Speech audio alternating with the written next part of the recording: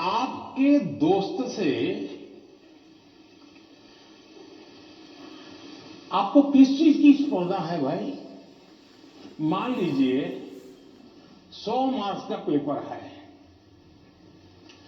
अगर आपका दोस्त 90 ले गया तो क्या आपके लिए 10 मार्क बचा है क्या? आपके लिए 10 मार्क बचा है क्या? आपके लिए भी तो 100 है ना? तो आपको उससे स्पर्धा नहीं करनी है, खुद से करनी है। खुद से करनी है कि वो 100 में से 90 लाया, मैं 100 में से कितना लाऊं। उससे द्वेष करने की जरूरत ही नहीं है। एक्चुअली तो वो आपके लिए इंस्पिरेशन बन सकता है। और अगर यही मानसिकता रहेगी तो क्या करेंगे आप? अपने से तेज तर्रार व्यक्ति को दोस्ती नहीं बनाएंगे। आप ऐसे जिसकी कुछ चलती नहीं बाजार में उसी को दोस्त बनाएंगे और खुद बड़े ठेकेदार बन के घूमते रहोगे।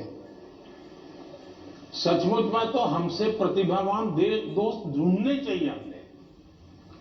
जितने ज्यादा प्रतिभावान दोस्त मिलते हैं उतना हमारा भी तो काम बढ़ता है, हमारा स्पिरिट भी तो बढ़ता है। और इसलिए कभी भी हमने इस प्रकार के का ईर्ष्या भाव कतई ही अपने मन में नहीं आने देना चाहिए।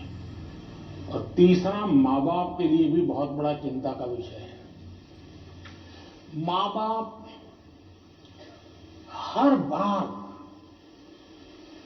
अपने बच्चों को कोसते रहे, देख तू खेलता रहता है, देख वो किताबें पढ़ता है, तू ये करता रहता है, देख वो पढ़ता है। यानी वो भी हमेशा उसी का उदाहरण देते हैं। तो फिर आपके दिमाग में भी यही एक मानदंड बन जाता है। कृपा करके मां बाप इन चीजों से बचे। कभी कभी तो मैंने देखा है कि जो मां बाप अपने जीवन में ज्यादा सफल नहीं हुए हैं, जिनको अपने पराक्रम, अपनी सफलताएं, अपनी सिद्धियों के विषय में दुनिया को कुछ कहने को नहीं है, बताने को नहीं है, तो वे अपने बच्चों का रिपोर्ट कार्ड ही अपना विजिटिंग कार्ड बना लेते हैं। किसी को मिलेंगे अपने बच्चे की कथा सुनाएंगे। अब ये जो नेचर है वो भी एक प्रकार से बच्चे के मन में एक ऐसा भाव भर देता है कि मैं तो सब कुछ हूं, अब मुझे कुछ करने की जरूरत नहीं है। वो भी बहुत नुकसान करता है।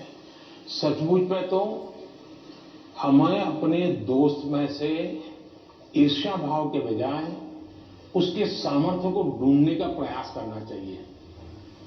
उसके अंदर अगर मैथमेटिक्स में एक्सपर्टाइज है, मेरी कम है, मेरे टीचर से ज्यादा अगर मेरा दोस्त मुझे मैथमेटिक्स में मदद करेगा तो वो मेरी साइकी समझ करके करेगा और हो सकता है मैं भी उसी की तरह मैथमेटिक्स में आगे जाऊंगा।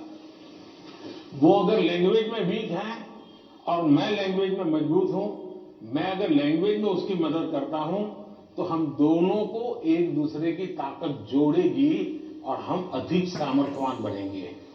और इसलिए कृपा करके हम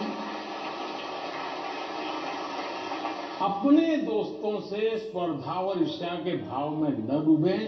और मैंने तो ऐसे लोग देखे हैं कि खुद फेल हो जाए, लेकिन अगर दोस्त सफल हुआ है तो मिठाई वो बांटता है। मैंने ऐसे भी दोस्त देखे हैं कि जो बहुत अच्छे नंबर से आए हैं लेकिन दोस्त नहीं आया, इसलिए उसने अपने घर में पार्टी नहीं की, फेस्टिवल नहीं मनाया। क्यों? मेरा दोस्त पीछे रह गया। ऐसे भी तो दोस्त होते हैं। और क्या दोस्ती लेन देन का खेल है क्या? जी नहीं, दोस्ती लेन देन का खेल नहीं है। जहां कोई प्रकार का इस प्रकार का लेना देना नहीं है, निर्व्याज प्यार होता है, वही तो दोस्ती होती है। और ये जो दोस्ती होती ना, वो स्कूलें छोड़िए, जिंदगी भर आपके साथ रहती है। और इसलिए कृपा करके दोस्त हमसे ज्यादा तेजस्वी तपस्वी हमें चुनने चाहिए और हमेशा उनसे सीखने का प्रयास करना चाहिए। धन्यवाद।